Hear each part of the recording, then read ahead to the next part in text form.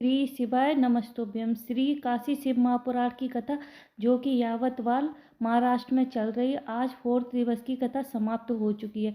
अगर आप किसी कारणवश कथा नहीं सुन पाए हो तो इस छोटे से वीडियो में महत्वपूर्ण जानकारी और उपयोगी पत्र आपको जानने को मिल जाएगा। तो चलिए चलते हैं कथा की तरफ। तो आज की कथा कुछ इस प्रकार से शुरू हुई कि गुरुजी ने कहा, जब लोगों ने शिव महापुराण की कथा सुनी तो केवल सुनी ही नहीं, उन्होंने उसको धारण भी किया। फिर गुरुजी ने कहा कि अभी तक लोगों ने सिर्फ कथा सुनी थी, लेकिन शिव महापुराण की कथा उन्होंने पूर्ण रूप से धारण भी कर ली है, क्योंकि इससे यह पता चलता है कि छोटे छोटे बच्चे भी हाथ में एक लोटा जल लेकर शिव मंदिर जाते हैं। फिर गुरुजी ने कहा कि जब बच्चा अपनी दादी नाना नानी की गोद में या बाबा की गोद में बैठता है, तो जब वो उठता है, तो जब वो लोग गोद लेते हैं, फिर उसके बाद जब वो गोद से नीचे उतारते हैं तो उनकी जेब में मोबाइल हो या तो पेन हो या तो डायरी हो, कुछ भी हो, तो वो अवश्य हाथ में ले ही लेता है बच्चा। उसी तरह से जब हम शिव के पास बैठते हैं और हम जहाँ वहाँ से आते हैं तो परमात्मा भी उसी तरह से होता है जिस तरह से हमारे दादी नानी बाबा दादी होते हैं। तो निश्चित ही वो हमको कुछ ना कुछ प्रदान अवश्य करते हैं, वहाँ से कभी भी खाली नहीं आते हैं। तभी राधिका जी पत्र लेकर आई। उन्होंने कहा, 3 साल से मेरे पैरों में दर्द था और मैं 3 साल से नीचे नहीं बैठी थी। डॉक्टर को दिखाया था तो डॉक्टर ने कहा कि आपके पैरों में दर्द है, आप नीचे नहीं बैठ पाओगी। उसके बाद फिर हम आपकी कथा सुनने के लिए आए पहले दिन की, तो हम स्टूल लेके आए। फिर आपने कहा, जो भी बैठकर दिल से कथा सुनता और बाबा से प्रार्थना करता है तो बाबा उसको खाली नहीं रखते। फिर हमने भी प्रयास किया, हम नीचे बैठे, हमने ज़मीन पर बैठकर हमने बाबा से प्रार्थना की, अगर बाबा हम ज़मीन पर बैठने लगे और मेरे पैरों का दर्द ठीक कर दो। तो बाबा की करुणा से हमने अगले दिन की कथा फिर नीचे बैठकर ही सुनी। अब हम हर जगह, घर पर भी हर जगह हम नीचे बैठ पाते हैं, जो कि हम डॉक्टरों के अनुसार भी 3 साल से नीचे नहीं बैठ पाए थे। बाबा का धन्यवाद कर रहे हैं। फिर गुरुजी ने कहा कि लोग कहते हैं कि हम एक बार हमने पशुपतिनाथ का व्रत रखा, 2 बार रखा, 3 बार रखा और भगवान हमारी सुन ही नहीं रहे हैं। हम 1 साल से, 2 साल से या 5 महीने, 6 महीने, 8 महीने से जल चढ़ा रहे हैं, लेकिन भगवान मेरी सुन ही नहीं रहे हैं। तो गुरुजी ने कहा कि आप मंदिर जाते रहो, एक लोटा जल चढ़ाते रहो। जिस तरह से कुआं खोदते रहो तो उसमें से पानी आ ही जाता है। उसी तरह से अगर आप मंदिर जाते रहोगे और भगवान से आप प्रार्थना करते रहोगे तो आज नहीं तो कल बाबा आपकी अवश्य सुनेंगे, आपकी कामना अवश्य पूरा करेंगे। फिर गुरुजी ने कहा कि दर्पण में मुख देखोगे तभी दिखेगा।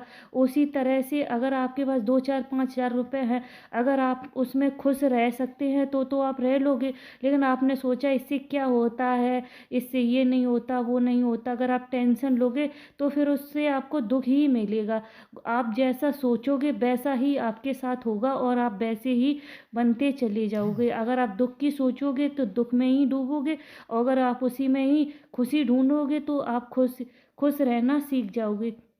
फिर गुरुजी ने कहा कि रोज आप अपने मस्तक पर त्रिकुंड या चंदन लगा पाओ या ना लगा पाओ, लेकिन आप शिव का जल चढ़ा हुआ अवश्य अपने ऊपर छींट लो। इससे आपको 24 घंटे तक बल प्राप्त होगा और आपको हर काम में आपका मन लगेगा और आपके हर काम अच्छे से पूर्ण तरह से संपूर्ण होता चला जाएगा।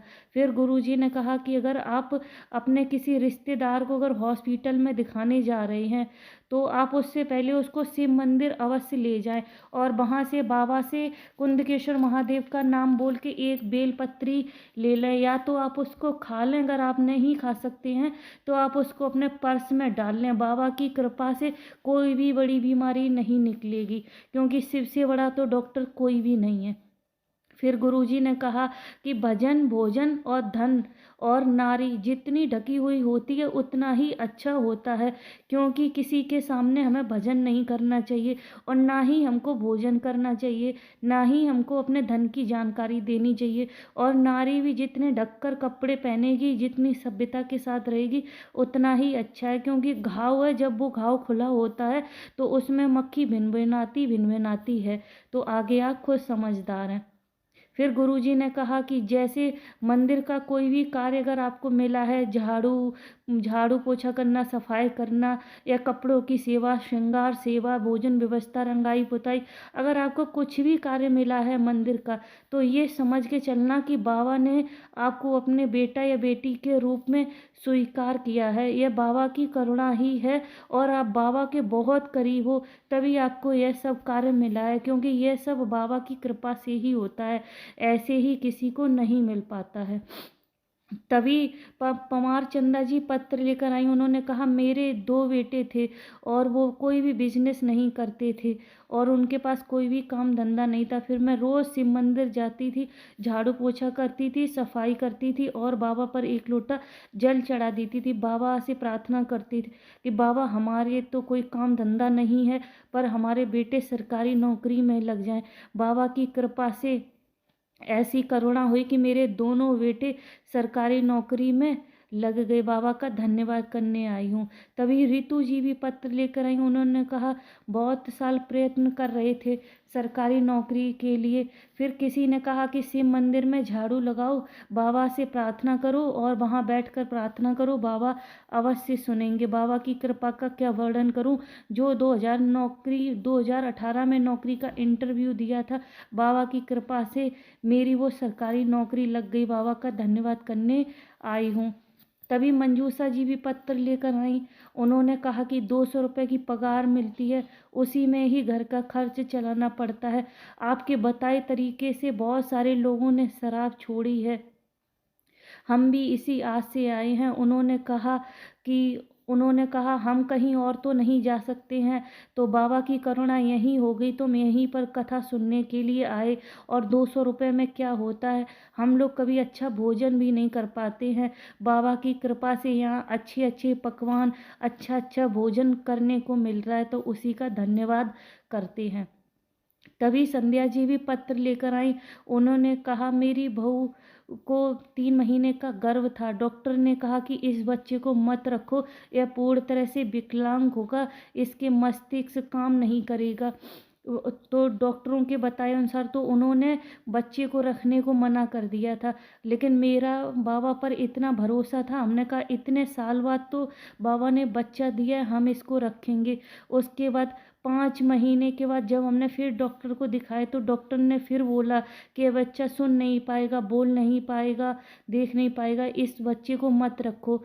फिर हम बाबा की बेलपत्री रात भर अपने पेट पर रख के सो जाते थे और सुबह उस बेलपत्री को खा लेते थे और बाबा के जल का आचमन करते थे। बाबा की कृपा का क्या वर्णन करूं कि मेरे घर जो बच्चा हुआ वो पूर्ण तरह से स्वस्थ है, यह बात खुद डॉक्टरों ने बोली।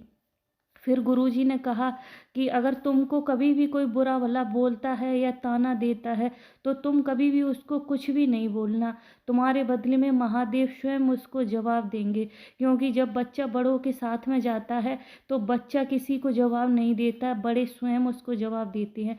इसी तरह से महादेव हमारे पिता, हमारे बाबा, वो हमारी जो भी समस्या होगी उसके लिए वो स्वयं जवाब देंगे। इसी के साथ आज की कथा विश्राम होती है। अगर बोलने कहने में कोई भी त्रुटि हुई हो तो उसके लिए क्षमा चाहते हैं।